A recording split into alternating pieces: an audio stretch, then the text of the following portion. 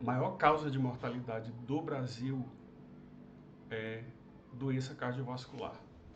Eu estou usando dados de 2023 a partir dessas informações aqui do Ministério da Saúde, DataSUS. São dados preliminares, que é o que tem disponível hoje. Doenças cardiovasculares estão classificadas em um tipo de doença que são doenças evitáveis. Evitáveis significa que a gente, dentro do nosso comportamento, a gente consegue reduzir os riscos de tê-las. Isso é fácil? Não, não é. Tanto que é a maior causa de morte do país. Dentro das doenças cardiovasculares, a maior quantidade de mortes é por infarto agudo do miocárdio. E a distribuição de mortalidade por doenças do aparelho circulatório.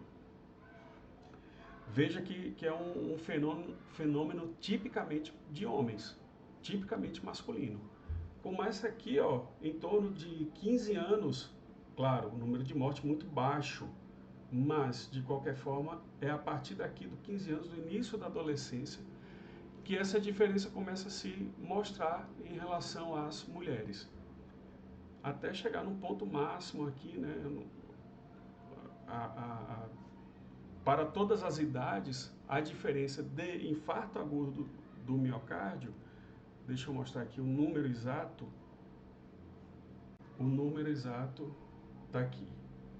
Para sexo feminino, 37 mil mortes de infarto agudo do miocárdio, e para os homens, 56 mil mortes. Isso significa 50% a mais de morte de homens em relação às mulheres por infarto agudo de miocárdio CDI de 21. A gente busca as causas de mortalidade por doença cardiovascular, a principal, infarto agudo do miocárdio, a gente chega a coisas que não são muito novidade. Não é novidade que tabagismo seja uma das causas. Hipertensão arterial, obesidade e diabetes, hipercolesterolemia, não sei o que é isso, sedentarismo, maus hábitos alimentares e estresse excessivo. Veja só como é interessante perceber que tudo isso que foi falado é possível de reversão. Não tem aqui entre as causas do infarto agudo do miocárdio nada relacionado à genética. Então pode haver, mas não é nada que seja muito relevante. O que é relevante está aqui: tabagismo, hipertensão, obesidade, sedentarismo, maus hábitos alimentares, estresse excessivo. E aí, dentro de estresse excessivo, tem uma série de outras coisas. Estresse no trabalho, estresse familiar. Dentro do estresse do trabalho está relacionado ao que você faz no trabalho. Você gosta do seu trabalho? Como que é a relação entre seus colegas? É uma relação de competitividade? É uma relação de colaboração? É um trabalho em que há muita cobrança? Você tem tempo de descansar do trabalho ou você vive trabalhando? Mesmo quando está em casa, mesmo quando está se divertindo. Tudo isso traz estresse. E muitas vezes, homens principalmente, não têm noção da causa do estresse. Porque o estresse não é pensado, não é criticado. A gente não se questiona porque estamos estressados e nem conversamos a respeito com outras pessoas. O que acontece? O estresse continua ali num ambiente muito bom para ele, que é um ambiente em que ele não é criticado. Quando você não critica seu próprio estresse, não reflete sobre isso, ele tende a permanecer ali e se mostrar em algumas situações, em umas situações mais críticas, num pico, em alguma situação que aparentemente não tem nada a ver. Sabe aquela história, estourou do nada. Não foi do nada, tem uma história ali por trás, tem motivos. Aqui não se sabe o motivo, não se conversa sobre o motivo, não se reflete sobre os motivos.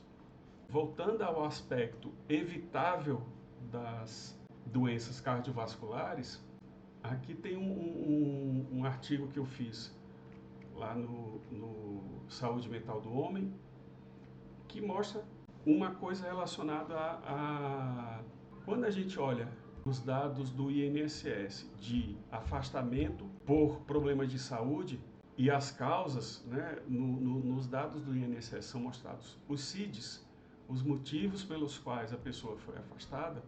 A grande maioria dos homens são afastados por problemas ortopédicos, principalmente mãos. Teve algum machucado na mão, quebrou um dedo, machucou o punho, machucou o braço, a pessoa não consegue mais trabalhar e afasta. Mulheres é diferente. Mulheres se afastam mais por outras situações que não são totalmente impeditivas. Vou dar um exemplo. Dor de cabeça, dor lombar, várias outras coisas que imediatamente não são impeditivas, mas no momento que elas são negligenciadas, podem se tornar graves e ser impeditivas no futuro. Então, quando a gente vê o perfil do afastamento de homens, são causas que impedem os homens de fazer as suas atividades habituais. Ora, é só no momento em que não tem mais possibilidade nenhuma de trabalhar que o homem para. E isso é muito sério. Por quê? As coisas têm que ficar graves para o homem se cuidar. E aqui a junção é eu fiz a junção de duas perguntas da Pesquisa Nacional de Saúde de 2029, que é: você se consultou o médico em até um ano, ou seja, da data da pesquisa, um ano antes, se houve consulta ou não. Associado a uma outra pergunta: nas 2 últimas semanas, deixou de realizar quaisquer de suas atividades habituais? Então, olha que interessante. Quando a resposta para essa pergunta, se você deixou de realizar atividades habituais, é não, ou seja, você não deixou de realizar, olha como os homens tendem a se consultar menos. Homens brancos, homens pretos. Aqui na raça amarela, né, que são pessoas orientais, tem uma variação maior, e isso é por conta eu imagino, por conta da menor quantidade de pessoas. O mesmo fenômeno acontece aqui, com indígenas. De qualquer forma, em todas as cores, em todos cor, raça, quando não deixou de fazer alguma atividade habitual, não deixou de fazer qualquer atividade habitual, homens se consultam muito menos que mulheres. A gente está falando aqui de, sei lá, 20% de diferença para alguns, né? Quando a gente olha aqui, ó, 80 para 80, não sei. Agora não tenho esse número para fazer. Mas aqui visualmente a gente consegue ver. Já quando o homem deixou de realizar quaisquer de suas atividades habituais, aí não tem diferença estatística para as mulheres, em relação com as mulheres. Também, em todas, cor, raça, pesquisada. Pardos, indígenas, aqui não há diferença, apesar do valor maior aqui de mulheres, o erro é maior aqui nos homens, provavelmente por conta de poucos respondentes homens. Então isso tende ao erro aumentar. A margem de segurança, digamos assim, né? Então, quando aí o homem vai para o médico. E isso é muito preocupante, porque normalmente homens relatam ter saúde boa. Mas é realmente saúde boa ou não se sabe como que está a saúde? Se a pessoa não vai para o médico, como que ele pode dizer que a saúde está boa? Porque, por exemplo, isso é uma outra característica também de doença cardiovascular. Ela é silenciosa, ela é assintomática. Então, se você não for no médico, Se você não fizer consulta, você tende a não saber o que está acontecendo. Porque você está quando a pessoa tem colesterol alto, ela não sente nada. Só sente quando a veia entupir e haver um infarto. E é essa a preocupação. Voltando aqui ao gráfico das idades, veja que a mortalidade está coerente com o que a gente vê. Ora, se o homem não vai para o médico, se não sabe que está com um problema cardiovascular, e essas doenças, o infarto agudo do miocárdio, muitas vezes você não tem nem o que fazer, não dá nem tempo de chamar ninguém. Né? É o infarto fulminante, né? Que popular de ser falado. Uma das causas sendo o tabagismo. Na mesma pesquisa nacional de saúde, tem uma pergunta que fala: atualmente, o senhor ou a senhora fuma algum produto do tabaco? Quem respondeu sim, seja diariamente ou não diariamente, a gente está falando aqui de 15% dos homens e em torno de 8, 9% das mulheres. Ou seja, 50% a mais.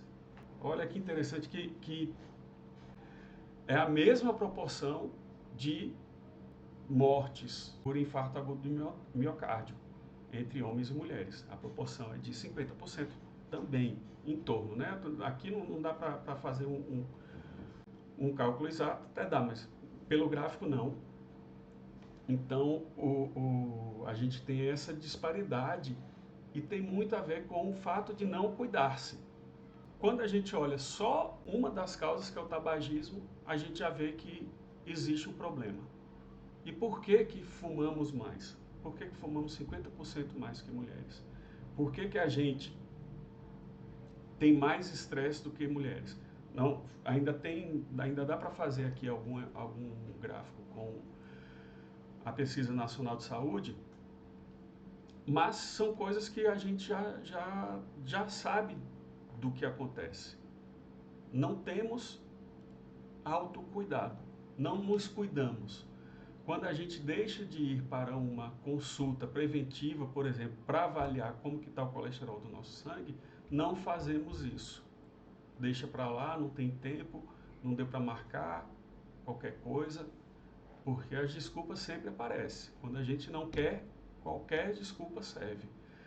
E na medida que não vamos, não sabemos, não sabendo, a coisa vai corroendo por dentro até chegar a um ponto que é crítico, que é grave.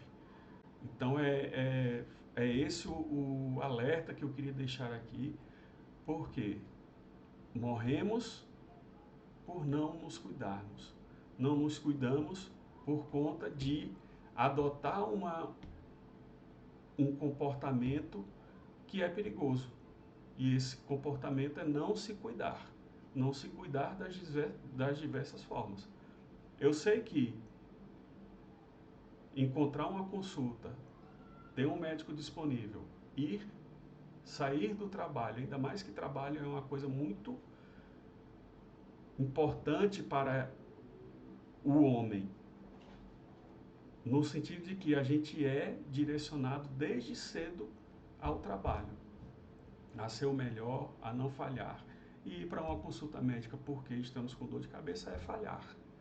E a gente não admite isso, tem medo de perder emprego porque está faltando muito,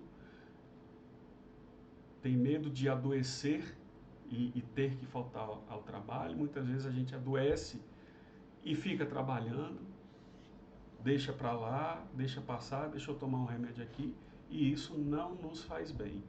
Principalmente quem já está mais velho, à medida quando a gente é jovem, muita coisa ainda é permitida, é tolerada, ainda dá para recuperar. Mas vai chegando um ponto que fica cada vez mais difícil de reverter uma situação de saúde arriscada, como, por exemplo, não saber o que está acontecendo, não saber como que está o nosso sangue, como não saber como que está a nossa saúde de forma geral.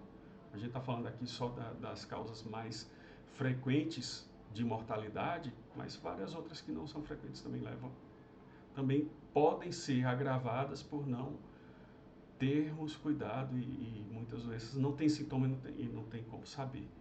Então, o recado é esse. Cuidem-se, apesar das dificuldades de ir ao médico, de fazer exames e de entender o que está acontecendo com o nosso corpo.